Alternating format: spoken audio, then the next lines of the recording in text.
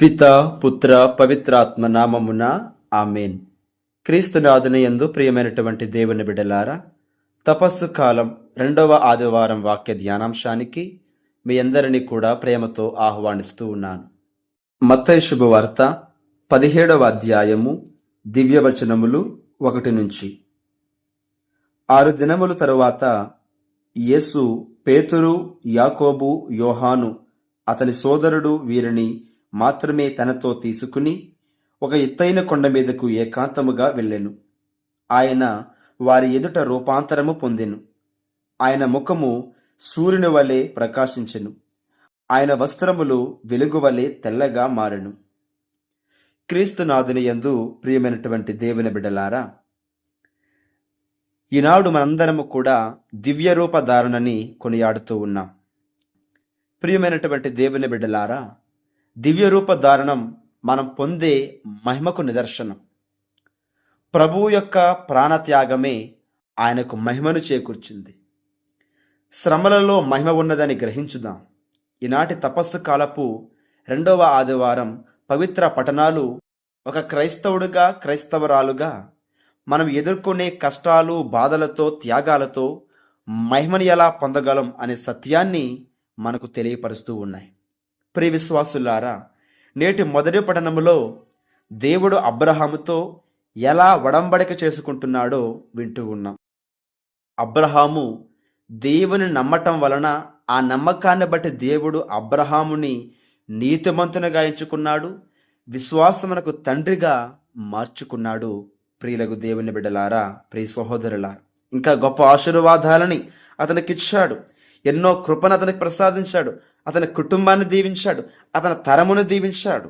ప్రియ విశ్వాసులారా, ఇక 2వ పఠనములో పౌలు గారు మనకు చెప్తున్నటువంటి విషయం, బలహీనమగు మన భౌతిక శరీరములను ఆయన తన శరీరము వలె దివ్యముగా చెయ్యును.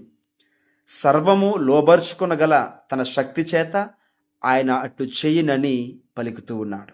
ప్రియ విశ్వాసులారా, మన బలహీనులం, భౌతిక శరీరంతో మనం బాధపడుచున్నటువంటి వారం అయినప్పటికీ కూడా దేవుడు తన శక్తి చేత మనం లోబర్చుకుని తన మహిమను మనకివ్వగల సమర్థుడని మనం గుర్తించాలి.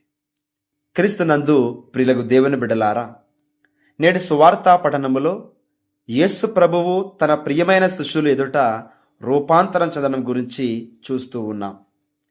ఈ దివ్య రూప ధారణ ద్వారా ఆయన తనను తాను తెలియపరుచుకుంటున్నాడు. ఆయన యొక్క నిజ స్వభావాన్ని, విశ్వరూపాన్ని ఆయన ఆ ముగ్గురి ఎదుట చూపిస్తూ ఉన్నాడు. ఆ ముగ్గురు శిష్యులు పేతురు, యాకోబు, యోహాను ఎదుట ఆయన మహిమ ప్రదర్శించబడింది. ఎంత అదృష్టం, ఎంత భాగ్యం! అంతవరకు వారు యేసు ప్రభు చేసిన అద్భుతాలని చూశారు, కానీ ఆయన సన్నిధిలో ఆనందించారు. మనుషులుగా ఉంటూనే దేవుని దివ్యరూపం దర్శించగలిగారు. స్వర్గమే భూమిపైకి వచ్చిన ఆనందమయమైన సంఘటనలో వాళ్ళు పాలు పంచుకున్నారు.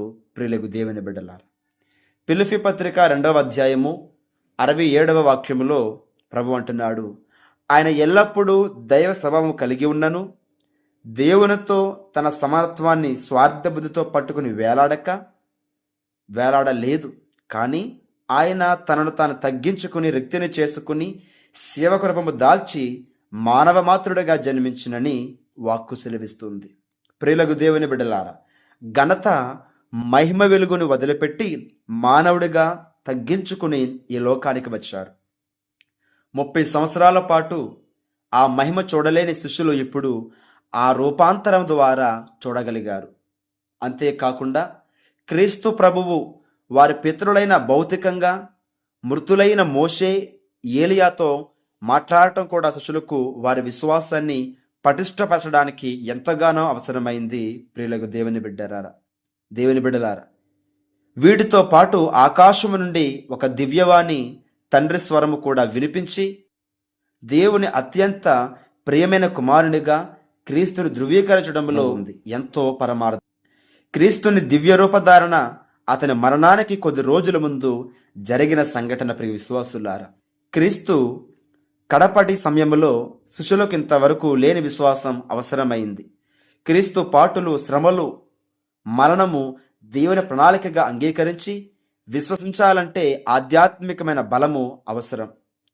దేవుని వెతికిన వాడే దైవ స్వభావాన్ని చూడగలుగుతాడు. నిజ స్వభావాన్ని, విశ్వరూపాన్ని దేవుడే స్వయాన మనకు తెలియపరుస్తాడు. ఈ దివ్య రూపధారణ క్రీస్తు ప్రభువు మనకు కూడా అనేక సందర్భాలలో తన దైవత్వాన్ని, తన దైవ స్వభావాన్ని వ్యక్తపరుస్తూ ఉన్నాడు. కానీ మనము ఆ దైవ స్వభావాన్ని గుర్తించగలుగుతున్నామా?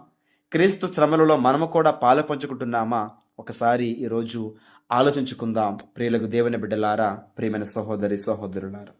కాబట్టి ఈ దివ్య రూపధారణ రోజున మనందరము కూడా ఆ ప్రభు సందేశాన్ని అనుసరించి ఈ లోకములో మన ఆధ్యాత్మిక జీవితంలో ఎదురయ్యే కష్టాలకు, శ్రమలకు బాధపడకుండగా, ఆ శ్రమల తర్వాత, ఆ బాధల తర్వాత రాబోతున్నటువంటి మహిమ గురించి సంతోషపడి విశ్వాసంతో ఆ భగవంతుణ్ణి ప్రార్థించుకుందాం. పితా, పుత్ర, పవిత్రాత్మ నామమున ఆమేన్.